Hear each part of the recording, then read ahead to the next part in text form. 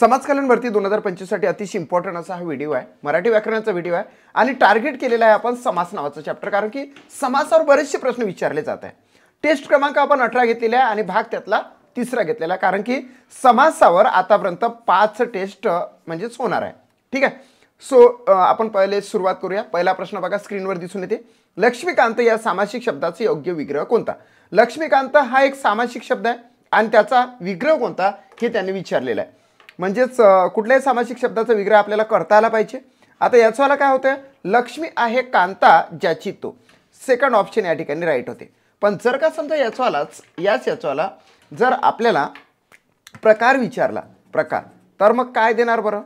हां, तर प्रकार जर विचारला तर 4 प्रकार पडतात मित्रांनो। हां, पहिला प्रकार कोणता, दुसरा प्रकार, तिसरा प्रकार, चौथा प्रकार। पहिला प्रकार येतो अव्ययी भाव, दुसरा प्रकार आहे तत्पुरुष, तिसरा प्रकार येतो द्वंद्व आणि चौथा प्रकार येतो बहुव्रीही। आता बघा, 4 प्रकारापैकी कोणत्या प्रकारामध्ये हा लक्ष्मीकांत शब्द मोडणार? मी सांगतो त्याला की लक्ष्मी आहे कांता ज्याची असे तो विष्णू, म्हणजेच दोन्ही पदे महत्त्वाचे नसून तिसऱ्या पदाचा बोध होत असेल तर त्या ठिकाणी बहुव्रीही समास असतो। निश्चितचपणे बहुव्रीही समास आहे।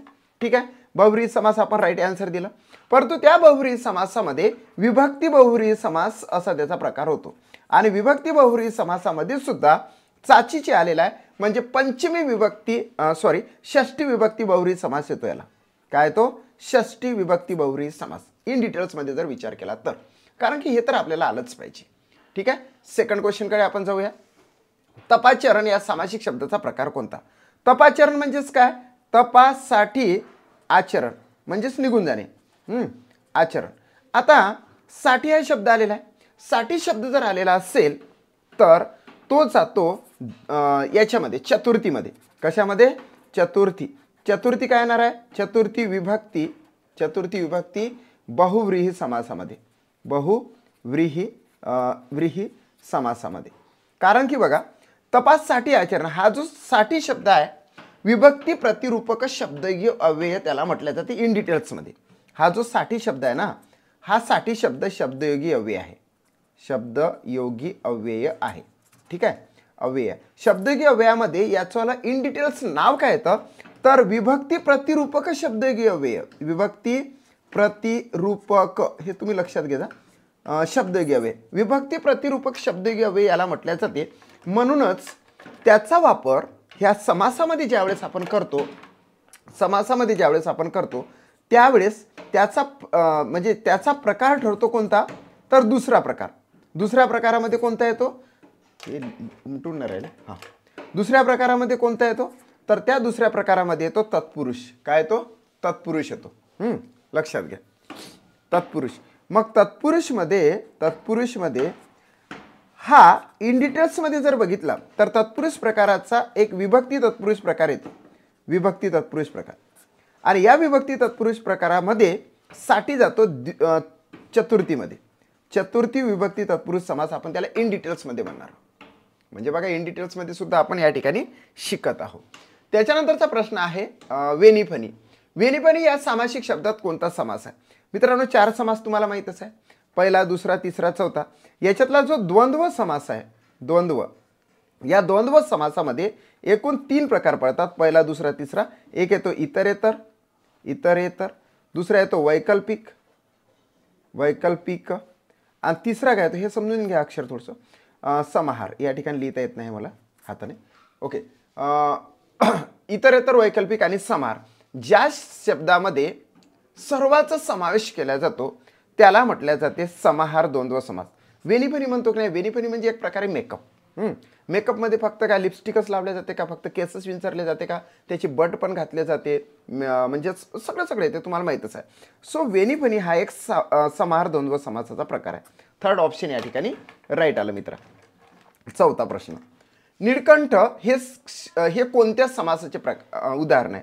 आता बघा, नीळकंठ याचा विग्रह कसा होणार आहे? विग्रह म्हणजेच नीळकंठ हा सामासिक शब्द आहे, त्याचा जो विग्रह आहे मित्रा, तर तो विग्रह होते निळे आहे कंठ ज्याचे असे तो। म्हणजेच कोण येतं तर शंकरजी। शंकरजी. आता निळे आहे कंठ ज्याचे असे तो म्हणजे शंकरजी. दोन्ही पदे महत्वाचे नसून तिसऱ्या पदाचा बोध होत आहे म्हणून येते या ठिकाणी बहुव्रीही समास. इन डिटेल्स मध्ये जर विचारलं तर त्याचा प्रकार येतो कोणता सांगा. तर तो प्रकार येतो विभक्तीचा. विभक्ती बहुव्रीही समासामध्ये हा जातो. विभक्ती बहुव्रीही समासामध्ये आणि त्यातही चाचीची आहे म्हणून त्याला आपण षष्टी विभक्ती बहुव्रीही समास आपण म्हणणार या नीळकंठाला. ठीक आहे. पाचवा प्रश्न स्क्रीनवर आहे. या पाचव्या प्रश्नामध्ये तुम्हाला विचारण्यात आलेला आहे ज्या सामासिक शब्दामध्ये आणि व अशा प्रकारचे अध्यावृत शब्द असतात असा समास कोणता. डायरेक्टच सांगायचं की आणि व असेल अथवा वा असेल आहे की नाही. आणि व असेल किंवा अथवा वा किंवा हे शब्द आहे हे जर आलं तर द्वंद्व समास होत असतो. आणि त्यातही इतरेतर द्वंद्व समास आपण त्याला म्हणणार. इतरेतर द्वंद्व समास या आणि वाला इतरेतर द्वंद्व समास म्हणणार. अथवा वा किंवाला वैकल्पिक द्वंद्व समास म्हणणार. वैकल्पिक द्वंद्व समास म्हणणार. ठीक आहे. पहिला ऑप्शन या ठिकाणी दिसत आहे. बाकीचे ऑप्शन इकडे आहे बघा. ओके. सो ज्या सामासिक शब्दामध्ये आणि व अशा प्रकारचे अध्यावृत शब्द असतात त्या समासाला काय म्हटले जाते तर इतरेतर द्वंद्व समास म्हटले जाते. सहावा प्रश्न आपण घेऊया. ह्या सर्व टेस्ट तुमच्यासाठी फ्री आहे मित्रांनो. समाज कल्याण भरतीसाठी जर का तुम्ही फॉर्म भरलेला असेल किंवा इतर एक्झामिनेशनसाठी तुम्ही फॉर्म भरलेला असेल तुम्हाला जर वाटत असेल की आपला समासावर कुठलाही प्रश्न विचारला तर आपल्याला आला पाहिजे तर तुम्हाला काही टेस्ट द्यावं लागेल. त्यापैकी मी तुम्हाला 4 टेस्ट देतोय. हा माझा नंबर आहे. या नंबरवर तुम्ही हाय करा. ठीक आहे. कोणत्या समास प्रकारातील सामासिक शब्द हे क्रियाविशेषण हवे असते असा कोणता प्रकार आहे. आता 4 प्रकार तुम्हाला मी नेहमीच सांगितले. पहिला प्रकार येतो अव्ययी भाव. दुसरा प्रकार येतो तत्पुरुष. तिसरा प्रकार आहे द्वंद्व आणि चौथा प्रकार आहे बहुव्रीही. ठीक आहे. आता हे जे 4 प्रकार आहे या 4 प्रकारापैकी कोणता असा प्रकार आहे की त्यामध्ये क्रियाविशेषण हवे असते तर तो प्रकार आहे अव्ययी भाव समास. म्हणून आन्सर येते 3rd. एकही प्रश्न चुकता कामा नये भाऊ. 7वा प्रश्न. पुढील शब्दाचा समास सांगा. पुढील शब्दाचा समास तुम्हाला सांगायचा आहे. या ठिकाणी दररोज तुम्हाला सांगू आता कसं असतं हे बघा. असे प्रकार पडतात 1 2 3 4. यामध्ये जो अव्ययी भाव समास आहे ना अव्ययी भाव समास या अव्ययी भाव समासामध्ये 3 ट्रॅक पडतात मोस्टली. पहिला जो ट्रॅक आहे दुसरा ट्रॅक तिसरा ट्रॅक. पहिल्या ट्रॅकमध्ये असते संस्कृत उपसर्ग सहित शब्द असतात. म्हणजे आय वाले यथावाले यथा प्रतिवाले किंवा यावतवाले. म्हणजे आ म्हणजे आमरण यथा म्हणजे यथाशक्ती प्रतिदिन आणि यावतचंद्र असे संस्कृत उपसर्ग सहित असतात. परंतु त्याच्यानंतर फारसी किंवा अरबी उपसर्ग सहित जे शब्द असतात ना त्याच्यामध्ये भली मोठी लिस्ट असते. ती लिस्ट तुम्हाला सांगतो. हर दर गैर बर बिन बेला असे असतात. हर रोज दररोज गैरहजर बरहुकूम बिनडोक बिनधोक बेलाशक असे असतात. म्हणून तुम्हाला सांगतो की या ठिकाणी दररोज हा जो शब्द आहे त्याचा सुरुवातीला दर आलेला आहे. दर हा उपसर्ग आहे. तो उपसर्ग फारसी किंवा अरबी भाषेमधला आहे म्हणून आपण त्याला म्हणणार आहोत अव्ययी भाव समास. इन डिटेल्समध्ये अव्ययी भाव समास. 8वा प्रश्न स्क्रीनवर आहे. अव्ययी भाव समासात कोणते पद गौण असते. मित्रांनो खूप महत्त्वाचा हा प्रश्न आहे. पहिला प्रकार दुसरा प्रकार तिसरा प्रकार चौथा प्रकार. आपण या ठिकाणी अव्ययी भाव या शब्दाबद्दल विचार करत आहोत. अव्ययी भाव समासामध्ये कोणते पद गौण असते याच्यावर खूप कटाक्ष द्यायचा नजर टाकायची. गौण बघा पहिले पद महत्त्वाचे असते. पहिले पद काय असते प्रधान असते. पहिले पद प्रधान जर असेल तर अव्ययी भाव समास. दुसरे पद जर प्रधान असेल तर तत्पुरुष समास. दोन्ही पदे जर प्रधान असेल तर द्वंद्व समास. आणि दोन्ही पदे प्रधान नसून तिसऱ्याच तिसरे पद जर पदाचा बोध होत असेल तर बहुव्रीही समास असते. हे तुम्हाला सर्वांनाच माहित आहे. आता प्रश्न काय की अव्ययभाव समासात कोणते पद गौण असते? पहिले पद प्रधान म्हणजे दुसरे पद गौण, दुसरे पद गौण असणारा अव्ययभाव समास आहे की नाही? म्हणजे दुसरे पद गौण असते, पहिले पद प्रधान असते परंतु दुसरे पद गौण असते, म्हणून फर्स्ट ऑप्शन या ठिकाणी राईट येते मित्र, फर्स्ट ऑप्शन बरोबर की नाही? हां, आता बरोबर यावर किती सारे प्रश्न तयार होतात याही सांगितल्याप्रमाणे. अव्ययभाव समासात कोणते पद गौण असते, तत्पुरुष समासात कोणते पद गौण असते? तत्पुरुष समासाबद्दल विचारलं तर पहिले पद गौण झालं. आणि द्वंद्व समासामध्ये गौण पदे असतात का? नाही, दोन्ही प्रधान असतात. आणि दोन्ही गौण पदे कशामध्ये असते तर मग बहुव्रीही समासामध्ये असते. असं तुम्हाला अभ्यास करावाच लागेल. नवा प्रश्न बघा, आपण 25 प्रश्न बघत आहोत आणि 25व्या प्रश्नाची टेस्ट तुम्हाला उपलब्ध आहे. हा नंबर आहे मित्रांनो, या नंबरवर तुम्ही कॉन्टॅक्ट करू शकता. नवा प्रश्न, खालील शब्दामधून अव्ययभाव सामासिक शब्द कोणता? अव्ययभाव सामासिक शब्द कोणता म्हणजेच अव्ययभाव जो समास आहे त्यातला सामासिक शब्द आपल्याला ओळखायचा आहे. एक एक ॲक्च्युअली आपण फोड करू. या ठिकाणी जो आजन्म आहे, आजन्म म्हणजेच काय? जन्मापासून, जन्मापासून लक्षात आलं? म्हणजे आ म्हणजे पासून किंवा पर्यंत होत असते. आमरण म्हणजेच तुम्हाला माहित आहे, आमरण म्हणजे काय होते? मरेपर्यंत, आहे की नाही? हा जो आ आहे हा आहे संस्कृत उपसर्ग. संस्कृत उपसर्गाने जर सामासिक शब्दाची सुरुवात झाली असेल तर तो जात असतो अव्ययभाव समासामध्ये. म्हणजे या ठिकाणी फर्स्टच ऑप्शन आहे. काय आलं? फर्स्ट ऑप्शन आलं. पंचामृत, भाजीपाला, भाजीपाला काय येतं? समाहार द्वंद्व समास. पंचामृत काय येतं? पंच असा शब्द लागलेला आहे म्हणून या ठिकाणी द्विगु तत्पुरुष समास किंवा याला संख्या पूर्वपद कर्मधारय समास असं म्हटलं जाते. यालाच दुसरं नाव काय? संख्या पूर्वपद कर्मधारय समास, धारय समास. म्हणजे कशाला? या पंचामृतला आपल्याला विचारलेला आहे अव्ययभाव सामासिक शब्द, तर 1 नंबरचा आन्सर राईट आहे. चला, त्यानंतर 10वा प्रश्न आहे आणि 10व्या प्रश्नाचं चौथं जे ऑप्शन आहे ते आहे तत्पुरुष. तत्पुरुष झालं.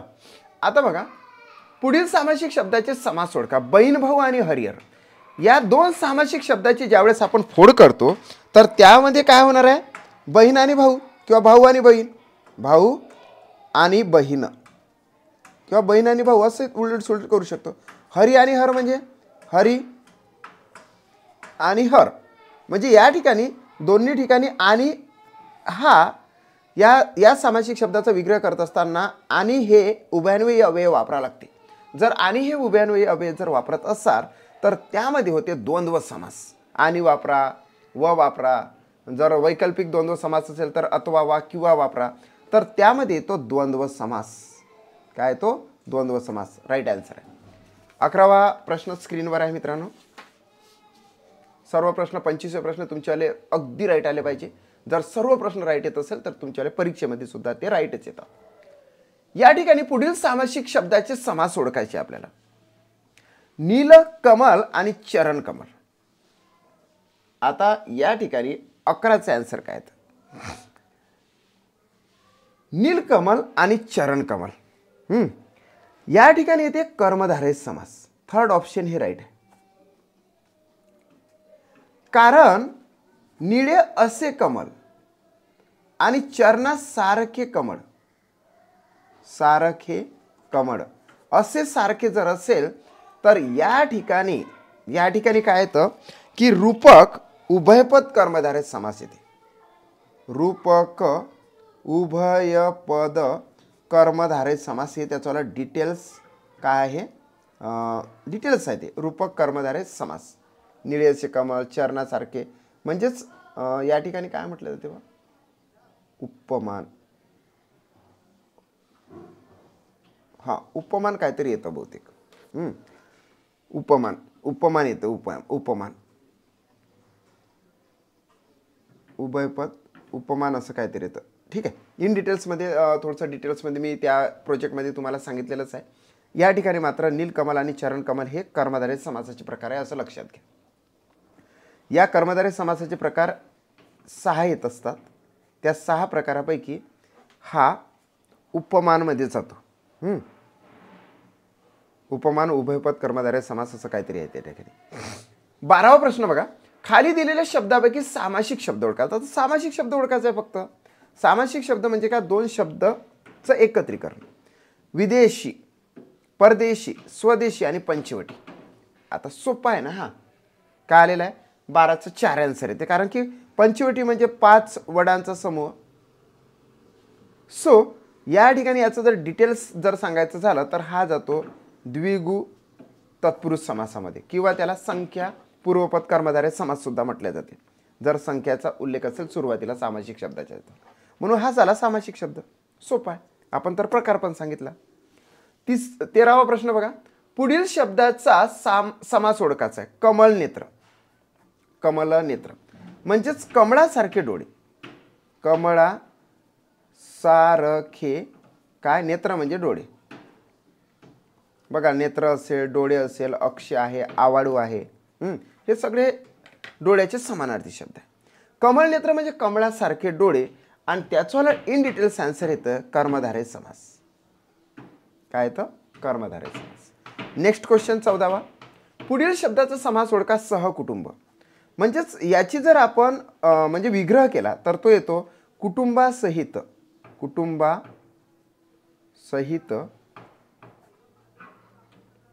असा जो तो. कोण, तर गृहस्थ. काय येतं त्याला, गृहस्थ. तर या ठिकाणी बघा, दोन्ही पदे महत्वाची नाही, तर त्या दोन्ही पदापासून तिसऱ्याच पदाचा गृहस्थचा बोध होते, म्हणून होते बहुव्रीही समास. आणि बहुव्रीही समासामध्ये त्याचा उपप्रकार पडतो सहबहुव्रीही समास. सहबहुव्रीही समास. लक्षात आलं, महत्वाचं आहे. कारण की बहुव्रीही समासाचे इतर 4 प्रकार पडत असतात. पहिला प्रकार येतो विभक्ती बहुव्रीही समास, दुसरा येतो नत्र बहुव्रीही समास, तिसरा येतो सहबहुव्रीही समास, आणि चौथा जो आहे प्रादि बहुव्रीही समास येतो. हा सहकुटुंब आपण त्यांनी मेन प्रकार विचारला म्हणून बहुव्रीही आपण म्हणूया. त्याच्यातला उपप्रकार येतो सहबहुव्रीही समास. 15वा प्रश्न. पुढील शब्दाचा समास ओळखा. प्रतिक्षण. प्रतिक्षण म्हणजेच काय, प्रत्येक क्षणाला. प्रत्येक क्षणाला.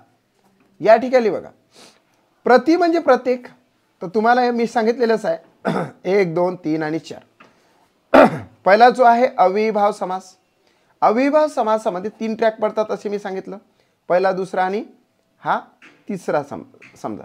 तर याच्यामध्ये बघा, या तिसऱ्या ट्रॅकमध्ये प्रतिक्षण कुठे जातो, तर तो जातो सुरुवातीला संस्कृतमध्ये, संस्कृत उपसर्गसहितमध्ये. उपसर्गसहित. म्हणून याचवाला आन्सर येते अविभाव समास. आ यथा प्रती जर असेल कुठल्याही सामासिक शब्दाच्या सुरुवातीला आ यथा प्रती आणि आवत, तर ते अविभाव समासामध्ये जातात. म्हणून सेकंड ऑप्शन या ठिकाणी राईट आहे. इन डिटेल्स तुम्ही टेस्ट द्या. माझ्या या नंबरवर तुम्ही कॉन्टॅक्ट करा. नंबर देतो मी तुम्हाला 7709119501. बऱ्याच जणांना मी टेस्ट आतापर्यंत पाठवलेले आहे, तुम्हाला सुद्धा पाठवतो, कारण की त्याच्यामध्ये बरेचसे आपल्याला हे करून घ्यायचे. ठीक आहे. चला, 15 प्रश्न आपले झाले. 16वा प्रश्न स्क्रीनवर आहे मित्रा. या ठिकाणी मध्यम पदलोपी समास असलेला शब्द कोणता. मध्यम पदलोपी. मध्यम पदलोपी म्हणजेच काय, मधल्या पदाचा लोप होतो, नष्ट होते. याला दुसरं नाव पण आहे लुप्तपद कर्मधारय समास. लुप्तपद कर्मधारय समास. लुप्तपद कर्मधारय समास सुद्धा त्याचं नाव आहे. आता मध्यम पदलोपी समासामध्ये जास्तीत जास्त नातेसंबंध दर्शक शब्द येत असतात. नातेसंबंध दर्शक सामासिक शब्द. जसं इथं भोजन भाऊ आहे, भोजनापुरता भाऊ असं त्याचंवाला हे होते, भोजनापुरता भाऊ. मग पुरता हा नष्ट झाला आणि भोजन आणि भाऊ अटॅच झाला, म्हणून मध्यम पदाचा लोप झाला. कोणत्या पदाचा, मध्यम पदाचा, म्हणजेच पुरता या शब्दाचा लोप झाला, म्हणून त्याला म्हटलं जाते मध्यम पदलोपी.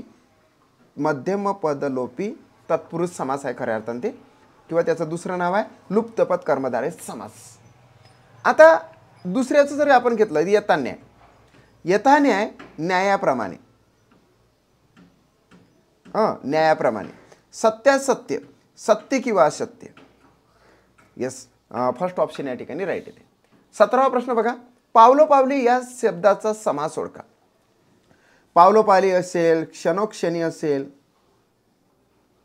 दारोदारी असेल, हां, हे जे शब्द आहे हे द्विरुक्तीवाली आहे, म्हणजे शब्दाचं रिपिटेशन झालं.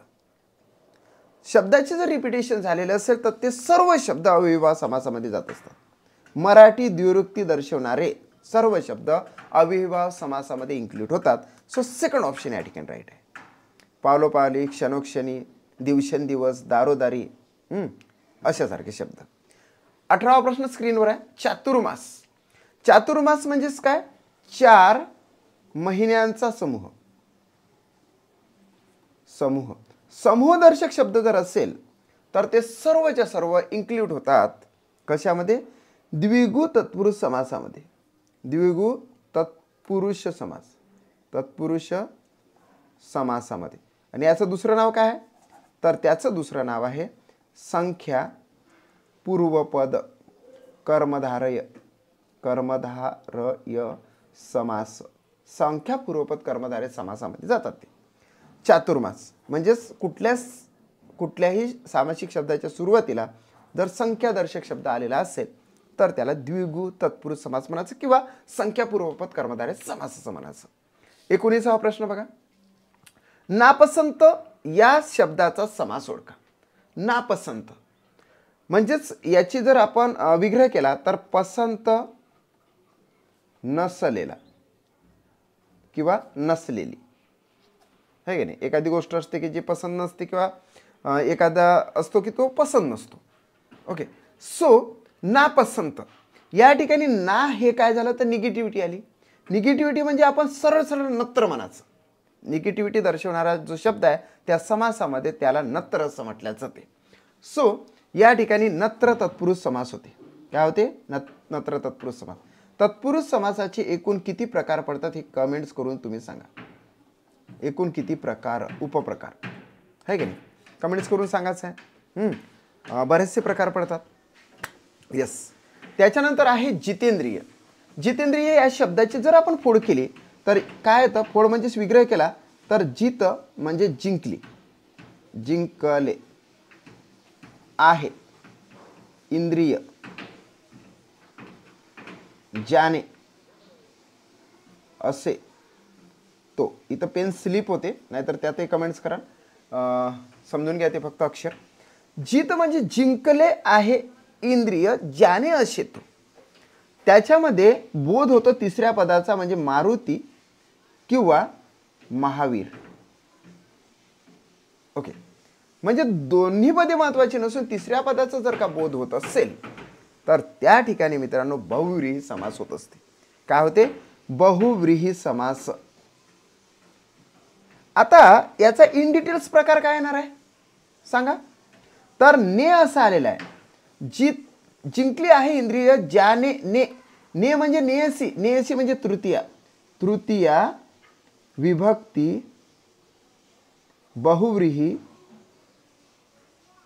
समास हा इन डिटेल्स प्रकार आहे बहुत्याचा. तृतीय विभक्ती बहुव्रीही समास. 20वा प्रश्न बघा. अव्ययीभाव समासाचे उदाहरण कोणते? फर्स्ट ऑप्शन या ठिकाणी आहे वेनिफनी. बाकीचे पण ऑप्शन तुम्हाला दाखवतो. वेनिफनी हा जो शब्द आहे तर तो समाहार द्वंद्व समासामध्ये जातो. कुठे जातो? तर तो जातो त्यानंतर पण शब्द आहे माता पिता, त्रिशंकू आणि आमरण. आता अव्ययीभाव समासाचे उदाहरण आपल्याला ओळखायला सांगितलेले आहे. वेनिफनी कशामध्ये जातं? वेनिफनी म्हणजे मेकअप वगैरे हे ते त्याच्यामध्ये सर्वच गोष्टी इन्क्लूड होतात. म्हणजे हा आहे समाहार द्वंद्व समास. समाहार द्वंद्व समासामध्ये. माता पिता, माता पिता शब्द, माता पिता म्हणजे आई व वडील, म्हणजे माता आणि पिता आई व वडील, म्हणजे इथं व किंवा आणीचा उल्लेख होतो म्हणून हा येतो इतर द्वंद्व समासामध्येच. त्यानंतर येतो त्रिशंकू, हा येतो तत्पुरुष समासामध्ये आणि त्याच्यात द्विगु तत्पुरुष समासामध्ये तो जातो. आमरण हा जो शब्द आहे तर तो येतो अव्ययीभाव समासाचे उदाहरण. कारण की आमरण मरेपर्यंत, आ म्हणजेच पासून किंवा पर्यंत होत असते. आ हा संस्कृत उपसर्ग आहे. संस्कृत उपसर्गाने सुरुवात झालेला कुठलाही सामासिक शब्द हा अव्ययीभाव समासामध्ये येत असते. आणखी अव्ययीभाव समासामध्ये कोणकोणते येते आठवा बरं. तर त्याच्यामध्ये आ येतं, यथा येते, प्रति येते, है की नाही? आ येता, प्रति आणि यावत अशी जर सुरुवात झालेली असेल तर संस्कृत उपसर्ग आहे याने सुरुवात झालेला कुठलाही सामासिक शब्द हा अव्ययभाव समासामध्ये जाते, म्हणून आन्सर येते या ठिकाणी 4. काय झालं आन्सर 4 झालं. ठीक आहे. चला 22वा प्रश्न, खालीलपैकी कर्मधारय समासाचे उदाहरण कोणते? खालीलपैकी कर्मधारय समासाचे उदाहरण कोणते असं देण्यात आलेले आहे. तर कर्मधारय समास मित्रांनो आता माहित पाहिजे की हे जे 4 प्रकार आहे या 4 प्रकारापैकी हा दुसरा प्रकार येतो तत्पुरुष समासाचा. या तत्पुरुष समासाचे 1 2 3 4 5 6 7 प्रकार पडतात. आता त्या 7 प्रकारापैकी एक एक तुम्हाला मी इन डिटेल्समध्ये थोडंसं सांगतो. पहिला प्रकार येतो तत्पुरुष समास, पहिला प्रकार येतो विभक्ती, पेन हाच घेऊ, विभक्ती तत्पुरुष समास. दुसरा येतो नत्र तत्पुरुष समास. तिसरा येतो उपपद तत्पुरुष समास किंवा त्याला कृदंत तत्पुरुष समास असं म्हटलं जाते. चौथा येतो अलूक तत्पुरुष समास. पाचवा जो आहे तर तो येतो कर्मधारय तत्पुरुष समास, कर्मधारय तत्पुरुष समास. 6वा जो प्रकार आहे तो येतो द्विगु तत्पुरुष समास आणि 7वा प्रकार येतो मध्यम पदलोपी तत्पुरुष समास. मध्यम पदलोपीला लुप्तपद कर्मधारय समास म्हटले जाते आणि द्विगुला म्हटले जाते संख्या पूर्वपद कर्मधारय समास. म्हणजे हे द्विगु आणि मध्यम पदलोपी हे कर्मधारय समासाचे 2 उपप्रकार असल्यासारखे आहे. या ठिकाणी खालीलपैकी कर्मधारय समासाचे उदाहरण कोणते असं विचारण्यात आलेलं आहे. कर्मधारय समासाचे उदाहरण काय तर बघा, पंकज ज म्हणजे जन्मलेला हे उपपद कर्मधारय समासामध्ये गेला, उपपद मध्ये गेला, उपपद तत्पुरुष समासामध्ये किंवा कृदंत तत्पुरुष समासामध्ये हा येणार नाही.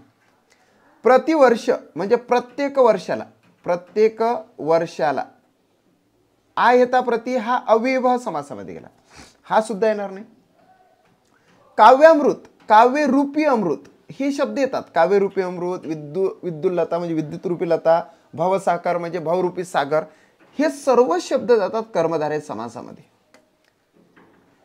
लक्षात आलं. म्हणून 3rd ऑप्शन या ठिकाणी राईट येते. आता अग्रेसर हा शब्द कुठे जातो? अग्रेसर हा शब्द जातो अलूक तत्पुरुष समासामध्ये. अलूक तत्पुरुष समासामध्ये केवळ आणि केवळ 7च शब्द जातात. अग्रेसर, युधिष्ठिर, पंकेरुह, सरसिज, कर्तरी प्रयोग, कर्मणी प्रयोग आणि तोंडी लावणी. आन्सर आपल्याला आलेला आहे 3rd. 23वा प्रश्न, खालीलपैकी सामासिक शब्दाची फोड करा.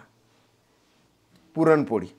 आता पुरणपोळी म्हणजे याचा विग्रह जर केला तर पुरण घालून केलेली पोळी, हे जे घालून केलेले हे शब्द आहेत त्याचा लोप झाला म्हणून याला म्हटले जाते लुप्तपद कर्मधारय समास. आणि याचा मेन प्रकार आहे मध्यम पदलोपी कर्मधारय समास. मध्यम पदलोपी तत्पुरुष समास हे म्हणू शकतो आपण. मध्यम पदलोपी तत्पुरुष समास. याची जे फोड आहे, फोड म्हणजेच काय विग्रह, तो येतो पुरण घालून तयार केलेली पोळी. पुरण घालून तयार केलेली पोळी हा एवढ्या शब्दाचा लोप होते म्हणून मध्यम पदलोपी तत्पुरुष समास त्याला म्हटले जाते किंवा लुप्तपद कर्मधारय समास सुद्धा म्हटले जाते. सो 3rd ऑप्शन या ठिकाणी राईट आहे. 24वा प्रश्न बघा, नास्तिक या शब्दात कोणता समास आहे? नास्तिक म्हणजेच देवास न मानणारा, बरोबर की नाही. या ठिकाणी ना आलेला आहे. ना म्हणजेच काय? निगेटिव्हिटी. ना म्हणजेच काय? निगेटिव्हिटी आहे की नाही. अन ना नी असं म्हणतो ना आपण. सो 24चे आन्सर येते 3rd. नास्तिक देवास न मानणारा असा गृहस्थ असतो. दोन्ही पदे महत्वाचे नसून तिसऱ्या पदाचा बोध होत आहे म्हणून बहुव्रीही समास, त्याच्यामध्ये निगेटिव्हिटी आहे म्हणून नत्र बहुव्रीही समास. विभक्ती तत्पुरुष समासामध्ये द्वितीयापासून तर सप्तमीपर्यंत तुम्हाला विभक्तीचे प्रत्यय माहीत पाहिजे, त्यावरून तुम्ही विभक्ती स्पष्ट सांगू शकता. अलूक तत्पुरुष समासामध्ये अलूक तत्पुरुष समास किंवा त्याला दुसरं नावच नाही, अलूक तत्पुरुष समासामध्ये अग्रे, युधे, हे बघा 7 शब्द तुम्हाला सांगतो मी. अग्रे, युधे, पंके, सरसी, कर्तरी, कर्मणी आणि एक येतं तोंडी लावणे. अग्रेपासून अग्रेसर, युधेपासून युधिष्ठिर, पंकेपासून पंकेरुह, सरसीज आणि त्याच्यानंतर येतो कर्तरी प्रयोग, कर्मणी प्रयोग आणि तोंडी लावणे. असे एकूण 3 आणि 3 6 7 शब्द पाठ ठेवायचे अलूक तत्पुरुष समासामध्ये. द्वंद्वचे 3 प्रकार पडतात, माहीत आहे ना? इतरेतर द्वंद्व समास, त्याच्यानंतर वैकल्पिक द्वंद्व समास आणि एक येतो समाहार द्वंद्व समास. नास्तिक हा शब्द विचारलेला आहे म्हणून आपण नत्र बहुव्रीही समास सांगणार आहोत. Last question. तळघर या सामासिक शब्दाचा योग्य समास विग्रह कोणता? तळघर. आता तळघर म्हणजे तळ्यातील घर आहे का? आता तळ्यामध्ये घर तर येणारच नाही. हां, तळाला आहे ते घर म्हणणार का तुम्ही? नाही. आणि घरातील तळाचा भाग म्हणणार का? मुळीच नाही. तर प्रॉपर आन्सर आहे तळाचे घर, चाचीचे. षष्टी विभक्ती तत्पुरुष समासाचं हे उदाहरण आहे. अशा पद्धतीने आपण 25 प्रश्न योग्यरित्या सॉल्व्ह केले. टेस्ट बघा कशी आहे. समासावर एकंदरीत 150 प्लस प्रश्न तयार केलेले. काही परीक्षेमध्ये विचारले, काही मी स्वतः तयार केले. तर याच्याला टेस्ट 25-25च्या मी तयार केलेल्या आहे. किती? 6. सो 6 पैकी या 4 सुरुवातीच्या टेस्ट तुम्हाला मिळतात. आता जी टेस्ट घेतली आपण ती 3ऱ्या क्रमांकाची. कोणत्या क्रमांकाची? 3ऱ्या क्रमांकाची. सो तुम्हाला जर ह्या टेस्ट हव्या असेल, तुम्ही कुठलाही अभ्यास करा. सध्या समाज कल्याण भरती सुरू आहे, म्हणजे पेपर सुरू आहे. त्याचा तर तुम्हाला याचा तुम्हाला त्या ठिकाणी फायदा होतोच, परंतु इतरही जर तुम्ही एक्झामिनेशनचा स्टडी करत असाल, त्याच्यामध्ये जर मराठी व्याकरण असेल, तर माझ्याकडून ह्यात तुम्हाला टेस्ट फ्री ऑफ कॉस्ट मिळतच राहील. त्यासाठी तुम्हाला माझं चॅनल सबस्क्राईब करावं लागेल. हा व्हिडिओ जो आहे आपल्या मित्रापर्यंत शेअर करावा लागेल आणि प्रत्येक व्हिडिओला लाईक करत चला मित्रांनो. Thanks for watching my video.